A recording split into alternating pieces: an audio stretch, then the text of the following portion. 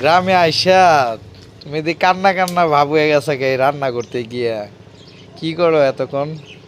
আর বেড়া নাই এদিক দিয়ে দেখো না বাতাসের লেগে একবারে ধুমা চোখের মধ্যে লাগে। আর লাকি ওগুলো কাঁচা না, ওগুলো এখন থাকেও না। এই দেখো এখন ঘরে তো অনেক কষ্ট।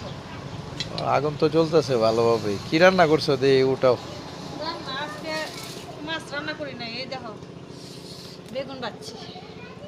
অনেক গরম ভাত সুন্দর দিয়ে হয়েছে খাইতে তো। অনেক মজা লাগবে। আর মাইয়ারা ওইটাতে কি দেখি তো আমি তো উঠাও। রোদে ওই যে গাছ থেকে ফাঁসছিলাম না দুন্দুল বাজি করতেছি। দুন্দুল নষ্ট হয়ে গেছে সব, অল্প কটা আসছিল এটা দিয়া মিষ্টি কুমড়া দিয়া এই যে দুন্দুলের পানিটা উঠতে গেছে গে।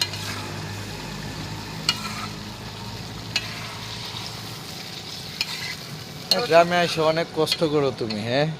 তোমার রান্না করতে অনেক কষ্ট হয়।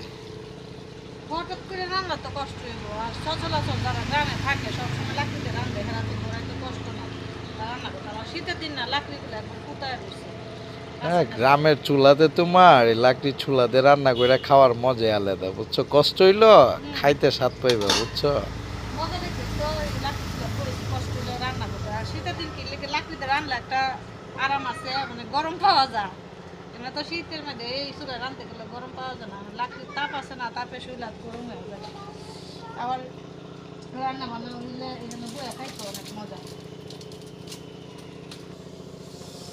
এই হানিসারা বোধ খাওয়া শেষ পর্যন্ত রান্না তো শেষ হইছে।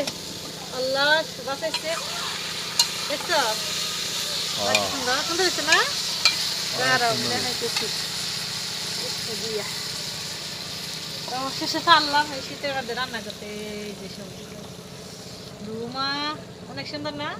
হ্যাঁ, অনেক এটা সুন্দর হয়েছে। ধরতে পারো না গরম।